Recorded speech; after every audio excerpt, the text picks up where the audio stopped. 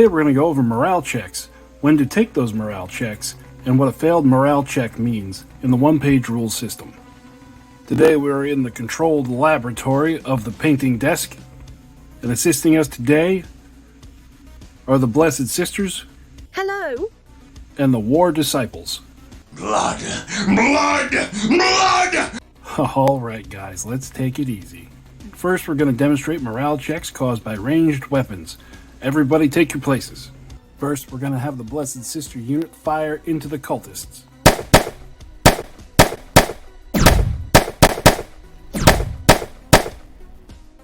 I will have my vengeance.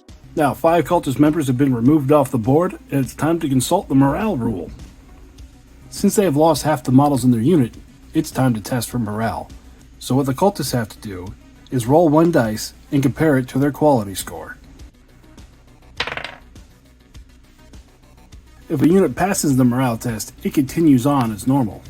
If it fails the morale test, it becomes shaken. Shaken units count as fatigued. They always fail morale tests and must stay idle. They always fail additional morale tests and must stay idle. Fatigued means models only hit on an unmodified result of a 6 in melee until the end of the round after they charge or strike back. The shaken effect is automatically taken off of the unit after their next activation. In the case of the cultists, on their activation, they can take no action because they are shaken. Then when their turn to activate is over, the unit removes the shaken marker and can act normally in the next turn. So failing a morale test keeps your unit idle for a full quarter of the game in a standard game of OnePageRules.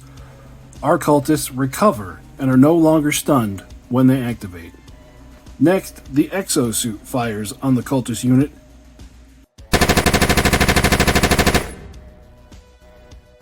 and removes 1 model. Uh-oh, they are under half strength and lost another model. That means that they have to take another morale test. They fail and they're stunned again. Kinda feels like this is rigged. Now let's reset and cover morale in melee. We're going to be nice this time and let the cultists activate first. They're going to charge into the Blessed Sisters. Kill! Kill!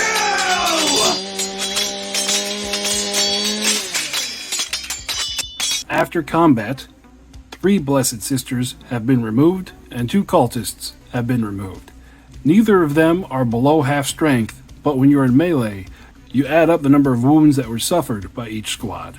In this case, where the Blessed Sisters have more wounds suffered, they have to take a morale test. They fail the morale test, but because they are above half strength, they are only stunned. Now let's reset and show you what else can happen. We're going to let the cultists attack again, and this time we're going to say they remove 5 of the Blessed Sisters.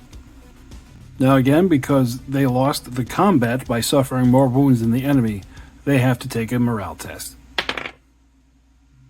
Since they failed the test, and they are below half of their starting strength, they are removed from the board as they rout from combat and leave the battlefield. Now let's reset again, but this time we're going to bring in Berserkers. Now this time again, we're going to have our Blessed Sisters open up on the Berserkers.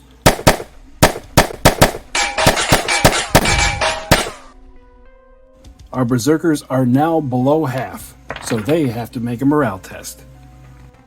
So they become pinned. But they have an additional rule called Fearless. After you fail a morale test, you get to roll an additional die. On any 4+, the morale test counts as passed.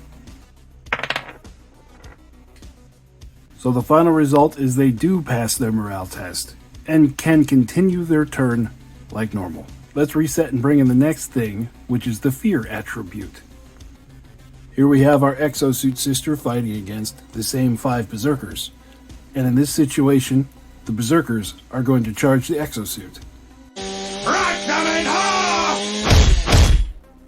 The Berserkers have caused 2 wounds to the Exosuit, and the Exosuit fighting back has killed off 2 of the Berserkers.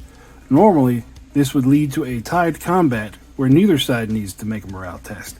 But the Exosuit has the Fear 1 ability.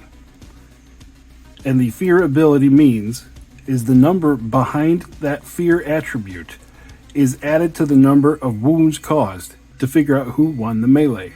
In this case, she would take her 2 wounds that she had already caused and add her fear attribute to get 3, which is higher than the Corn Berserkers. So the exosuit would win combat, leading to the Berserkers needing to take another morale test. Looks like they failed, but they are fearless. In this case, they failed their fearless test, which means they failed the morale test. But because there are more than half of them, they would just be considered stunned. Now let's reset again. We're going to stop picking on the War Disciples. We are going to show what needs to happen for a vehicle to be forced to take a morale test. Here we have our exosuit squaring off against a infernal brute. The brute will charge the exosuit. I am invincible! And in this combat, just for the purposes of demonstration, we're going to say that the infernal brute causes 3 wounds to the exosuit, and the exosuit causes 3 wounds to the infernal brute.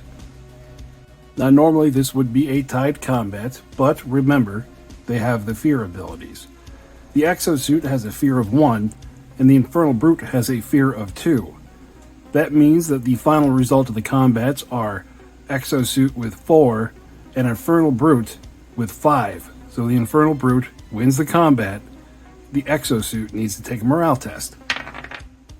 In this case, the exosuit has failed the morale test, and because she is at half her wounds remaining, she is going to run off the board for failing a morale test at half strength or lower in melee.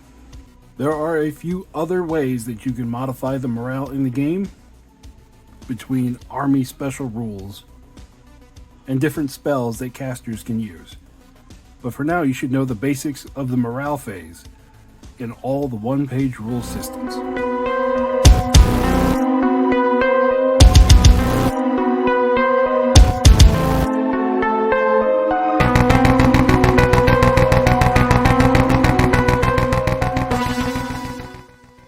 This video was a special request from one of our members, Alan Kennedy. Remember, if you are a member of the channel, you can request a video, and I will do my best to make it happen. So until next time, this has been War Boss Fitz, and we'll see you next time. I will have last blood!